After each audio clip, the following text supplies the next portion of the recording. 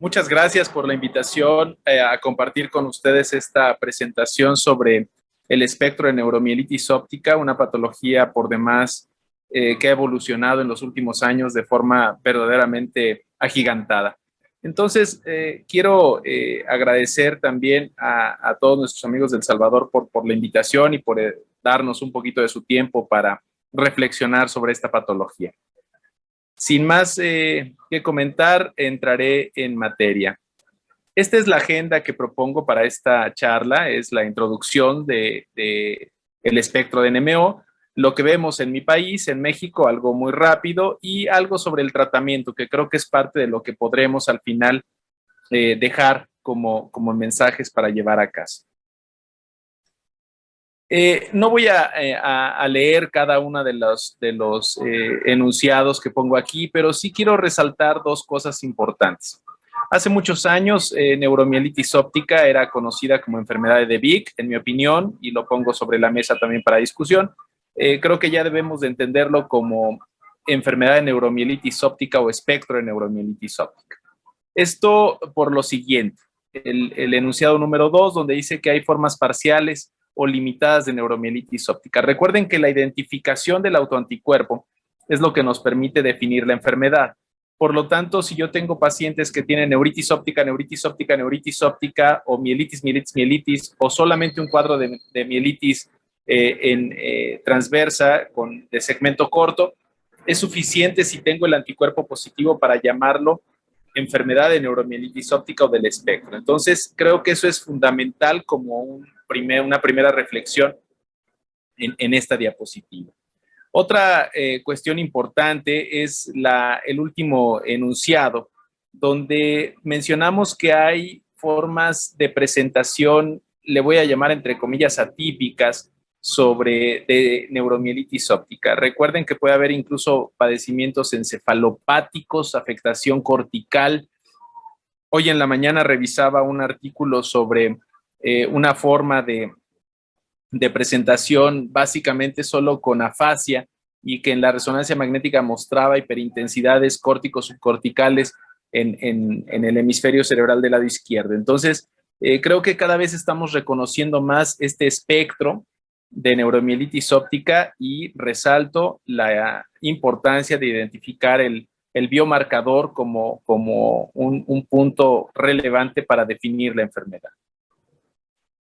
De forma interesante y también como parte de esta introducción, quiero mencionar este aspecto, sobre todo en el primer párrafo, donde ya hemos identificado en algunos pacientes el comportamiento de fatiga, de cansancio, en algunos dolor muscular, que son positivos para el anticuerpo, y ya hay, por supuesto, reportes y es bien conocido que la acuaporina 4 se expresa en el músculo esquelético y también puede dar este tipo de padecimiento la presencia de falta de fuerza, dolor muscular e incluso unos niveles discretamente elevados de CPK, que pueden o no estar asociados a los brotes de neuromielitis óptica. Entonces, también esto es importante a tener en cuenta cuando vemos pacientes que se quejan de mayor falta de fuerza o dolor muscular y lo atribuimos muchas veces al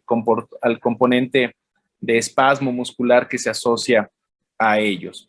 De forma también importante, quiero resaltar estos síndromes de tallo cerebral o síndromes encefálicos que pueden tener presencia en sujetos con este autoanticuerpo. No solamente como presentación inicial, lo cual hace todavía mucho más difícil el diagnóstico, sino también como brotes, entre comillas, asociados a aquellos sujetos que ya tienen presente este autoanticuerpo. Estos son los criterios actualmente que utilizamos para definir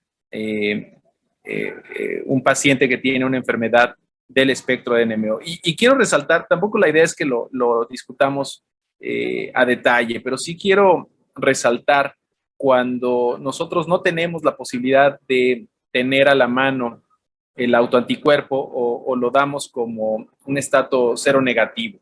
Y aquí es bien importante la parte clínica. Aquí es importante tener cuadro de mielitis severa o de mielitis longitudinalmente extensa, como lo menciona aquí en el segundo párrafo de la izquierda de la diapositiva, y tenemos la aquaporina negativa o no lo tenemos disponible.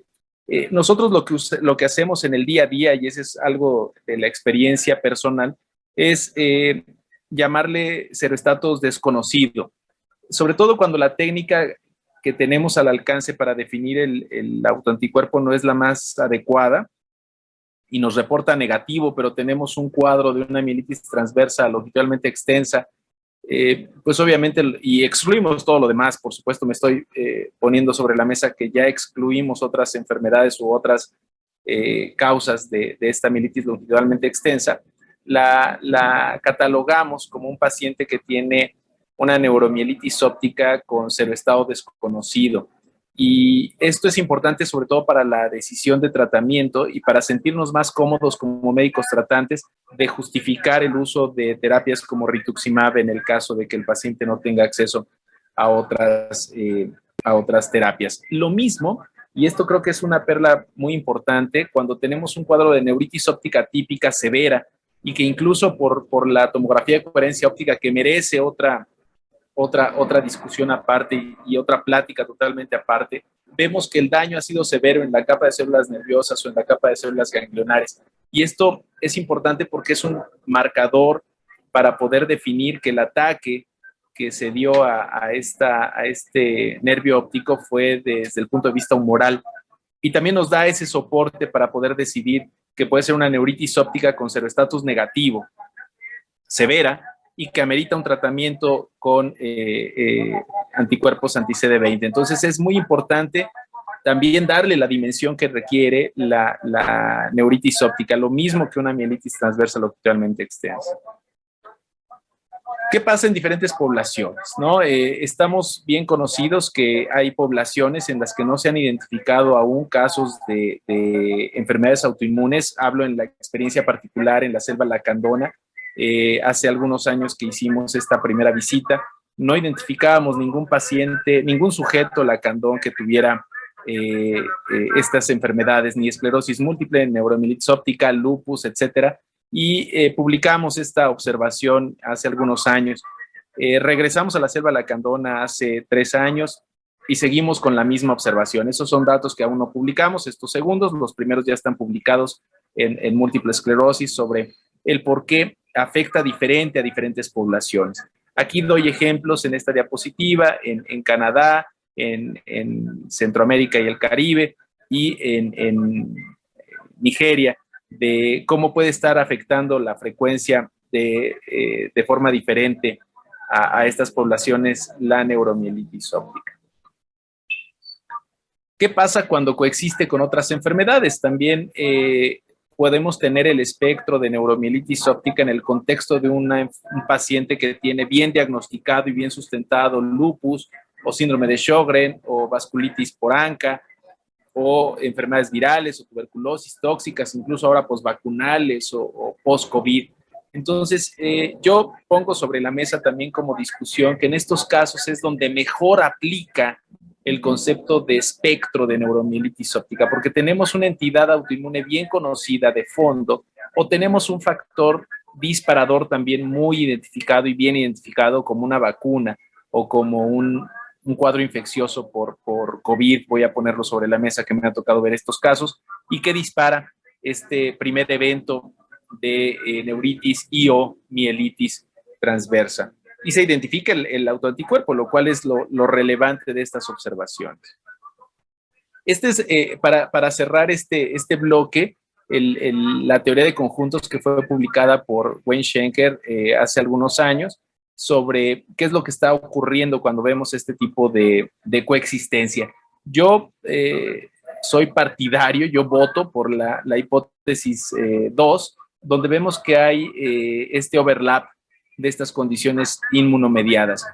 Y mi sugerencia desde el punto de vista práctico de vida diaria, de cómo tratar a estos sujetos, se tratan de acuerdo a lo que está predominando en la enfermedad. Si la manifestación es mayor al sistema nervioso central, le corresponde al neurólogo, al departamento de neuroinmunología clínica, tratar a estos pacientes. llevamos mano, como decimos en México, sobre el reumatólogo para emitir una propuesta de tratamiento. ¿Qué ha ocurrido en México? Me voy a permitir resaltar este artículo que publicamos hace algunos años sobre las primeras observaciones. Todavía fíjense cómo poníamos el epónimo de DeVic en México. Identificábamos en aquel momento 34 pacientes de 390 que eran diagnosticados con esclerosis múltiple, con una edad que veíamos de inicio más allá, más grandes que en esclerosis múltiple. Y el primer evento clínico que llevaba la sospecha de este diagnóstico era mayormente de mielitis transversa. Pero vean la edad, aquí me detengo un poco porque es algo que hemos visto con el paso de los años. Cuando el paciente inicia es más allá de los 30, ya cada vez vemos pacientes más jóvenes, pero es diferente a lo que vemos habitualmente en esclerosis múltiple entre 20 y 30. La mayor frecuencia, aquí los veíamos entre 25, 40 como la mayor frecuencia de inicio de esta enfermedad. Esto también es importante y es una justificación cuando nosotros queremos dar un tratamiento como rituximab a estos pacientes que tienen un primer evento. El tiempo que pasa habitualmente si no damos un tratamiento, si el paciente tuvo como primer cuadro la neuritis óptica, son 17, 18 meses, menos de 2 años. Y si el paciente fue el primer evento mielitis, podemos esperar el evento definitorio de la enfermedad de neuritis óptica y otro evento de mielitis a los 23, 24 meses. Es decir, los primeros 2 años son verdaderamente fundamentales para identificar la recurrencia de estos pacientes, aún teniendo el estatus cero negativo. De ahí por qué lo que les comentaba hace un poco y que ha sido replicado en otras series, sobre todo una serie francesa, una serie brasileña, de que si el primer evento nos deja muy alta sospecha clínica de que está relacionado a NMO, aunque no lo tengamos o lo tengamos cero negativo por el método que tenemos, vale la pena dar un tratamiento al menos durante estos primeros 2 años. ¿Qué ocurre en cuanto a los protocolos de tratamiento? El protocolo de tratamiento estándar inicial no tiene vuelta de hoja, sigue siendo esteroides, aunque en nuestra práctica, y también hemos publicado, ahorita les mostraré algunas de estas publicaciones, el uso de plasmaféresis a un recambio plasmático por volumen, a un volumen de recambio plasmático por sesión, por 5 días ha mostrado mejores tasas de recuperación, aun cuando lo iniciamos más allá de los 20, 25 días de que haya sido el evento agudo. Esto es el porqué, el razonamiento de por qué pareciera que la plasmaféresis es una muy buena idea. La remoción de factores tumorales que están condicionando la recaída o el evento agudo, anticuerpos, citocinas. Tenemos varias publicaciones al respecto. Aquí hay una desde 1999 de Brian Weinschenker, una de Mark Keegan, publicada en el 2002, algunas otras que han sido replicadas, ahí está mal el año de Bonan, que es en el 2009, se nos fue un 0 por ahí, y Watanabe en el 2007. Esta es la experiencia de nosotros, que se las quería compartir, publicada hace un año, sobre cómo el uso de plasmaféresis, incluso más allá de los 30 días, como ven en el resultado, en el apartado de abajo de resultados, ofrece una buena recuperación, incluso hasta en el 40%, en más de un punto de discapacidad. Entonces, es importante tomarlo en cuenta. Nosotros lo ponemos sobre la mesa, que es una estrategia de tratamiento que debe de utilizarse, sobre todo en aquellos sujetos que ya sabemos que tienen neuromielitis óptica documentada por el autoanticuerpo y o por la alta sospecha de haber tenido lo que les comentaba hace un momento en 2 o 3 diapositivas. Aunque no tenga el resultado del autoanticuerpo o sea seronegativo, yo tengo la obligación de ofrecer un tratamiento de este tipo para los pacientes. Donde no lo tenemos a la mano, creo que las inmunoglobulinas puede ser un buen tratamiento, igual a 0.4 gramos por kilo por día, pero de todas maneras creo que si no tenemos a la mano la plasmaféresis, es obligación de nosotros pelear por tenerla disponible para este tipo de pacientes. Voy a tomar estos últimos minutos para hablar sobre los tratamientos emergentes para neuromielitis óptica. Eculizumab es un medicamento, un autoanticuerpo. Aquí está la dosis que se utiliza habitualmente. Todavía no lo tenemos disponible en mi país para su uso. Sin embargo, vemos que en sujetos que son seropositivos para NMO, la probabilidad de recaída es lo que se modifica sustancialmente, ¿no? Como pueden ver en las diferentes gráficas. En el caso de inebilizumab, que es este que estamos teniendo en la pantalla, donde también mostramos la dosis habitual, tampoco lo tenemos disponible en nuestro país, en México, pero vemos cómo para aquellos que son aquaporina 4 positivos se replica lo mismo que se da para eculizumab, es decir, la mayor eficacia en cuanto a el número de recaídas y frecuencia de recaídas y severidad de recaídas es mejor en aquellos sujetos que son seropositivos a la aquaporina 4. Este es el medicamento que sí tenemos ya disponible en México, incluso hay un par de pacientes ya tratados con satralizumab. También resalto la eficacia en aquellos que son seropositivos a la aquaporina, lo cual no significa que no puedan beneficiarse, lo voy a mencionar entre paréntesis aquellos que son seronegativos, pero definitivamente si tenemos el autoanticuerpo, la probabilidad de obtener una mayor eficacia en cuanto a, definamos eficacia como el número de recaídas por año, el tiempo que va a pasar para que yo tenga un segundo evento es mejor. Entonces, cuando tenemos esto, o tuviéramos disponibles y pudiéramos tener los medicamentos que hemos hablado, y tengo un paciente que es seropositivo, lo puedo ofrecer teniendo en mente que lo que estoy ofreciendo es un medicamento que me va a aventar más lejos el segundo episodio, y la severidad de la recaída también va a ser menor, lo cual es muy importante porque el acúmulo de discapacidad en estos sujetos, obviamente después de 2 o 3 brotes de neuromielitis óptica, neuritis, mielitis o algún otro de los síndromes que mencionamos, es bastante severo. Ahora, yo voy a poner aquí sobre la mesa como resumen, esta es una diapositiva a modo de resumen. En esta diapositiva lo que queremos mostrar es básicamente en el mismo esquema como se ha utilizado para los demás artículos que mencionamos de inebilizumab, de eculizumab y de satralizumab, nosotros hicimos más o menos el mismo ejercicio con el uso de rituximab.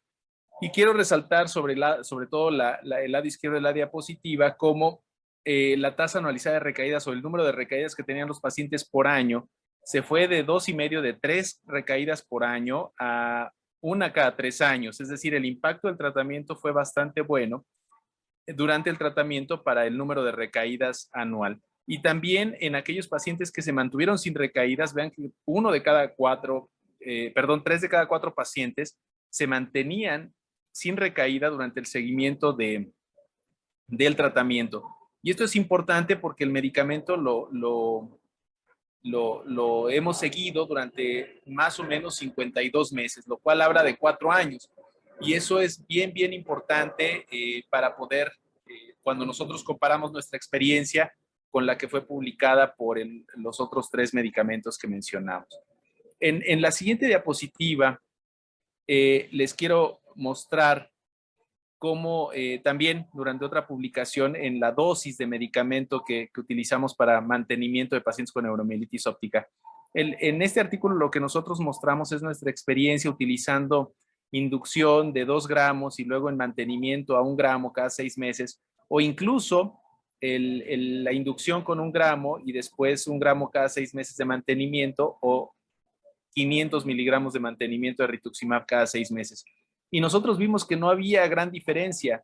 Por lo tanto, en aquellos lugares donde tenemos un problema desde el punto de vista de acceso a tratamiento y el dinero, el pagador, el gobierno, se vuelve un tema, aquí estamos mostrando que incluso se puede ajustar la dosis a 1 gramo de inducción y 500 miligramos de mantenimiento. Incluso lo hemos espaciado, estamos ahorita corriendo un observacional donde tratamos de aplicar este gramo de cada 6 meses, nos lo estamos llevando a cada 8 meses, incluso hay un par de pacientes que ya lo están recibiendo cada año, obviamente teniendo en cuenta que el monitoreo lo hacemos clínico, por supuesto, pero también con el conteo de CD19 y CD20 a partir del 6º mes, cada 2 meses, para definir que todavía la eficacia del tratamiento se mantiene.